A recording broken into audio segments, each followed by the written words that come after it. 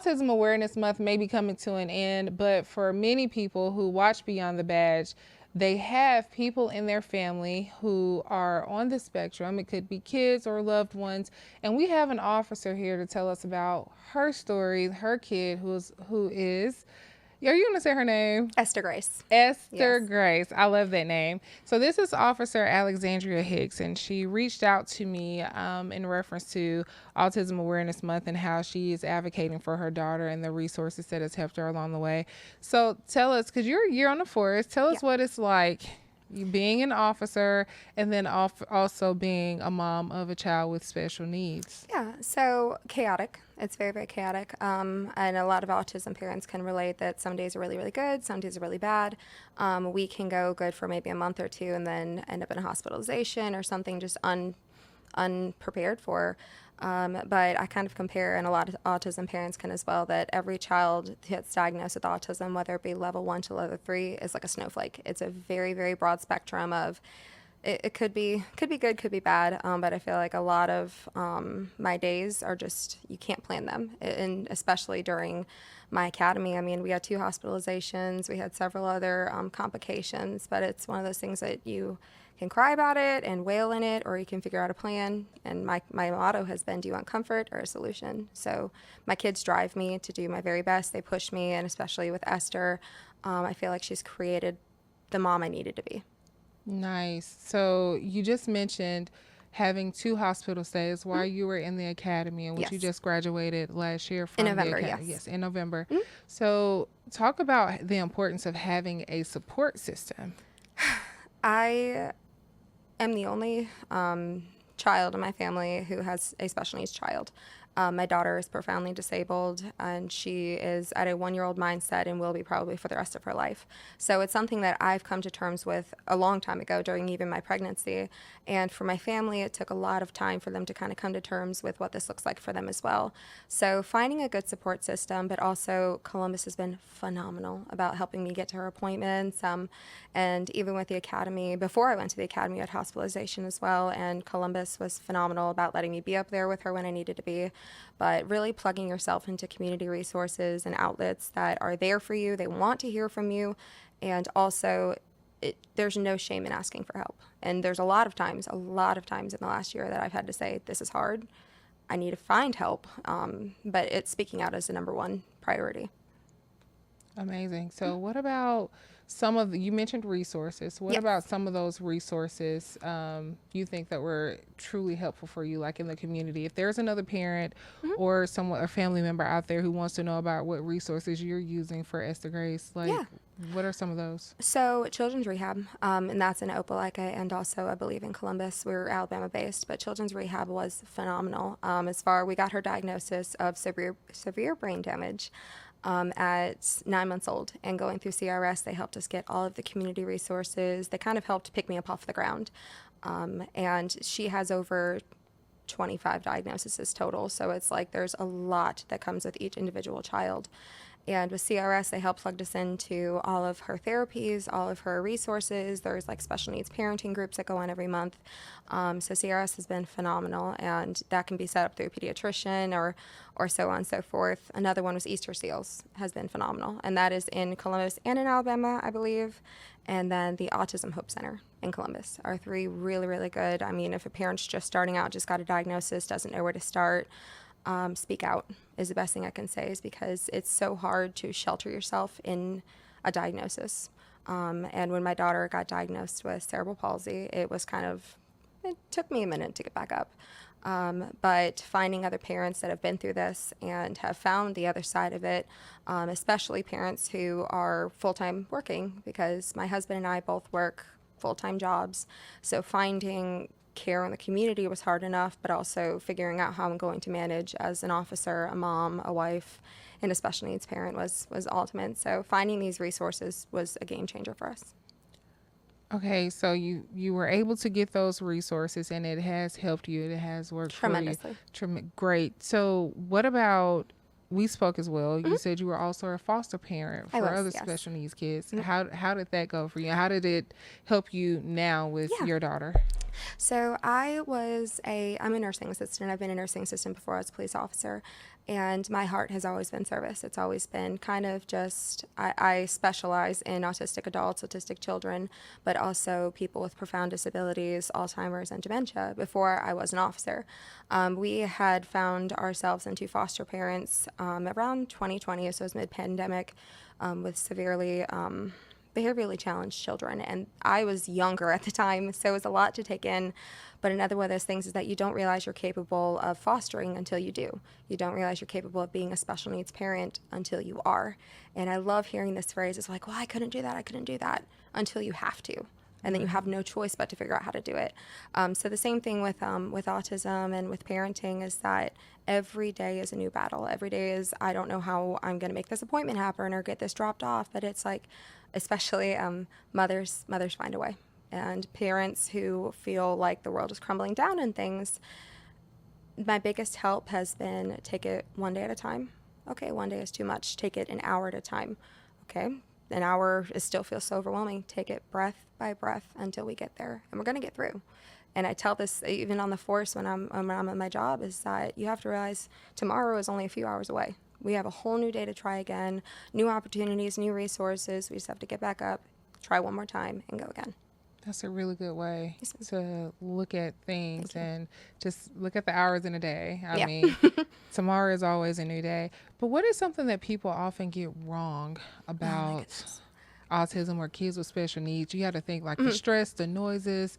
Like what are some things that people often get wrong about it? So there's a lot of misconception with autism, and there, like I said, it is a very, very big spectrum. So with my daughter, she is level 3 profound, and we don't know what she will do. We just know what we have in front of us, and when you remove the expectations of what normalcy is, you start to enjoy what you have more.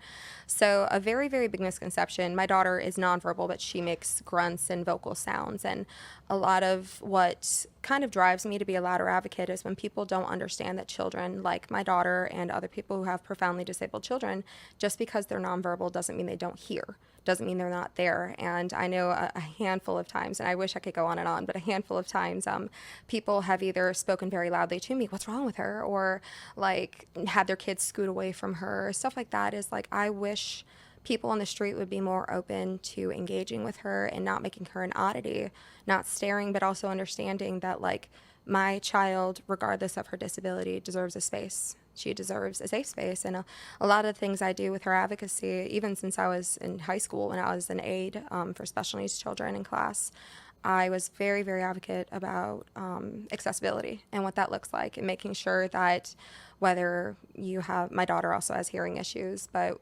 whether it's an AAC, the assistive communicated devices, wheelchairs, wagons, strollers, making sure that we have a world that children like mine can grow up in. So a misconception, I feel, is just setting your own guidelines of what you think is normal for children and having these expectations of what normalcy should look like.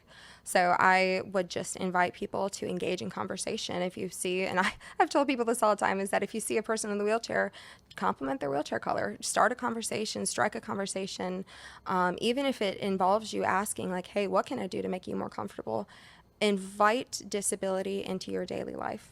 And that is a game changer for parents that are already struggling in a lot of secret or just hidden ways to make it through the day, is just starting to invite my world into your world. So that you and your daughter could feel seen, could Yeah. be seen. Yeah. And even though my daughter she will most likely not move out, this is something that I've already settled with. I will be caretaking her for the rest of my life. And it's like, I am going to get older, and I carry her equipment right now. It's about 50 pounds of a wheelchair and oxygen and all these other things that I do. So making sure that my world is accessible as long as I can make it, so that she and whoever takes care of her when I'm gone is able to live in an accessible environment. Okay. So, what is one thing that you would say to officers? Maybe not even just one thing, but since you've dealt with people, people with autism at various ages, Yes. kids to adults, what is one thing you would say to the officers when they're having to deal with people who In have work, autism at work? Yeah. The biggest thing you have to do is remove yourself and remove your emotions. Most recently, I got on a call, and immediately you can tell some of these behaviors aren't neurotypical. They aren't what a normal person, like a normal person, you can say, okay, stop. My daughter's nonverbal, non-command receiving. So like if I tell her, hey, stop, if I call her name, she's not going to stop. So imagine there's a layer in front of them, and you can't get through that layer. You can poke and prod and pull, but there is something, a sheath over that they can't understand the way you can. So having patience, and first of all, removing, you might get stuff thrown at you, and you might get yelled at, you might get cursed at, and it's like, this is not personal to me. I see that you're having something, you're seeing something, feeling something, and I compare it almost to like a blackout rage. You don't even realize what they might be feeling, doing, seeing until they wind down from it. So on the force, I will just say taking a very big deep breath and assessing what's in front of you and the magnitude of how you respond. So if you see somebody who's having, and I don't like the word tantrum as much, but see somebody that's having a meltdown, is that get to their level. If you're standing over them, that's already one thing that people don't realize. Like, okay, I have the world that's going on around me, all these overstimulations, but getting down to their level and speaking to them at a calm tone, level tone, because again, shouting can escalate the situation.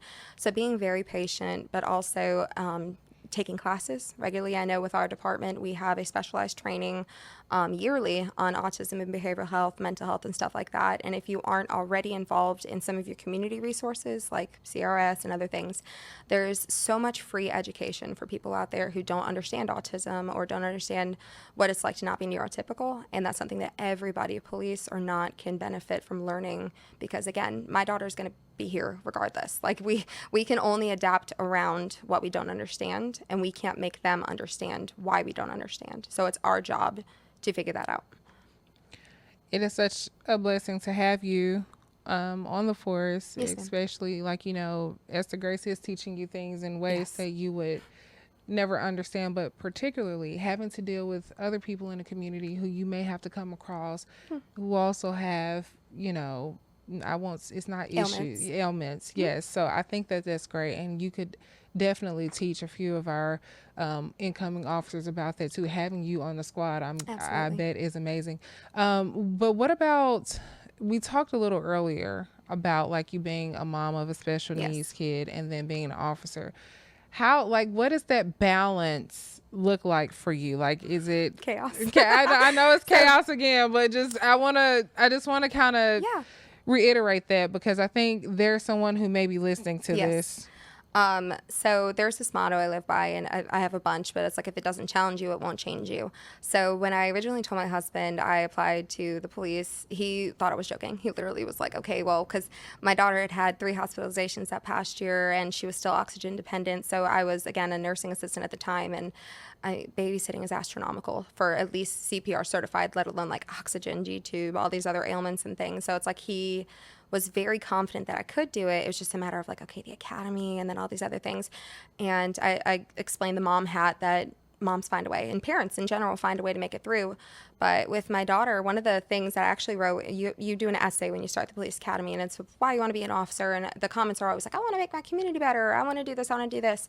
And I put in my essay, I want other special needs parents to know they can do this too. Is that if they set their mind to it and there's a will, there's a way. But the biggest thing is like, okay, yeah, I'm a mom and I could join the police force. Okay, I'm a wife, I could join the police force. I'm a special needs parent, and a lot of special needs parents don't get the opportunity because they are caregivers on top of parents. And caregiving is so exhausting. It's really, some days are just hard.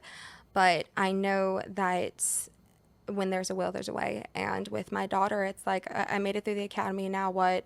I just take it day by day by day. And I know that as long as I'm trying, I can't fail. So with everything I do, everything I do is for my kids. Genuinely, every day I wake up is for my kids. And when I put that into my policing, it's just been such a blessing and such an incredible opportunity to be a mom on the streets. It's been an incredible opportunity to use my training, my certifications, everything else on the streets. So it's like I really wake up daily doing what I love in a policing form, in a parenting form, and also just there's parents out there too that need to know, hey, I see you. I see you. Autism is hard, and it's such a scary world, and it's such a scary time, especially with diagnoses that don't make sense. You have to Google, and the only thing that changes with a diagnosis is how you respond.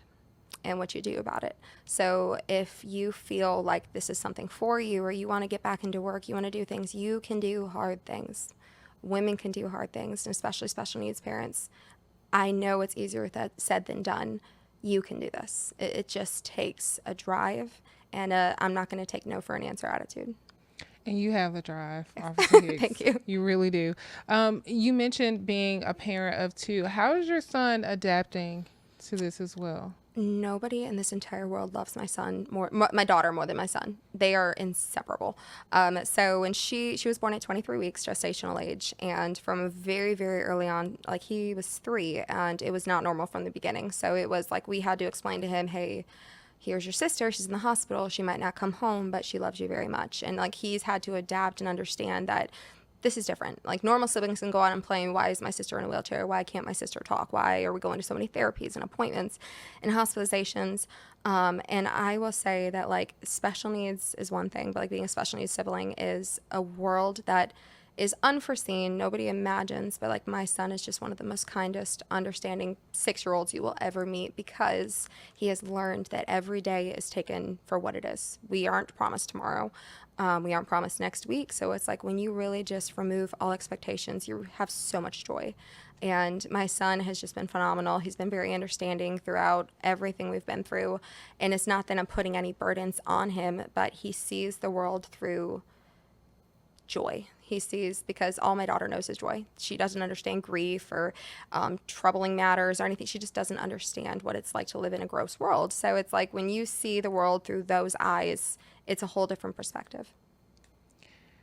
Okay. Mm-hmm. So what if, I know we talked about your officers in Columbus being supportive, and and even you have resources out in East Alabama, but if an officer came to you right now and said, hey, we just got an autism diagnosis, mm-hmm. what is the first thing that you would say to them to help them start their journey?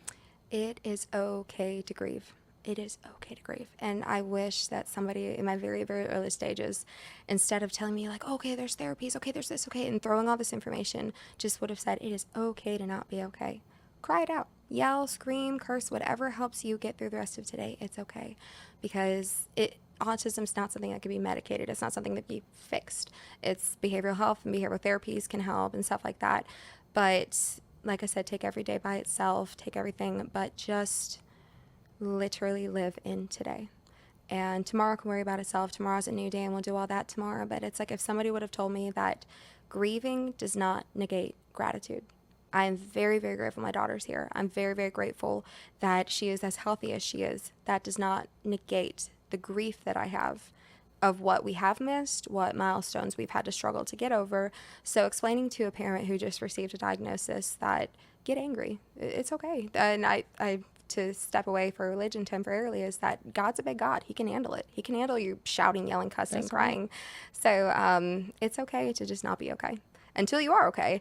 And then we'll pick up the stones. But staying together as a community is so beneficial. And staying together, like I have a plethora of special needs friends, special needs parents who understand that being a parent to a child with profound disabilities is like being in a boat. And you're dropped in the middle of the ocean, a big splash, and a hole in the boat, and everything is just so overwhelming. The storm is swelling, and then you look over and there's another boat with you. And then there's another boat, and then there's another boat. And these might all be different situations, and children with HIEs, children with brain damage, children with whatever, we're all in the ocean together in different boats. Some days we're sinking, some days we're floating fine. But being in the same boat, being in the same waters, right, shows that we're not alone. We're together. We're all just figuring this out. And if we don't figure it out today, tomorrow, next week, eventually we might. And if we never do, we're still here together. Together. Mm-hmm. We can do hard things. Together. We can cry it out yes. Together. I love that. I love that. So is there anything else you wanted to add, to this? No, thank you for giving me the opportunity. It's so important to me to continue to advocate for children like my daughter and advocate for parents who truly don't know that there's as many resources there are available, because I know the feeling of drowning under weight, under hospitalizations and everything else. So just knowing that somebody sees you, we hear you, and there's places and people just like me that want to be here for you, that want to be able to help you and help your child live easier. So whether that's accessibility or advocating for devices like the CRS and to get all the equipment that you need for a better living for your child, that's all that matters, is that you know somebody is here with you. Well, thank you so much Yes, ma'am. for providing that here. Thank you for coming. Thank you. And we appreciate it. I promise you we do, Yes, ma'am. Officer Hicks, and we're so glad to have you. A year. It'll be a Yeah, year. almost a year. Yeah. Okay. Well, we appreciate it. Yes, ma'am. All right. Thank you all so much for tuning in, and we'll see you next time.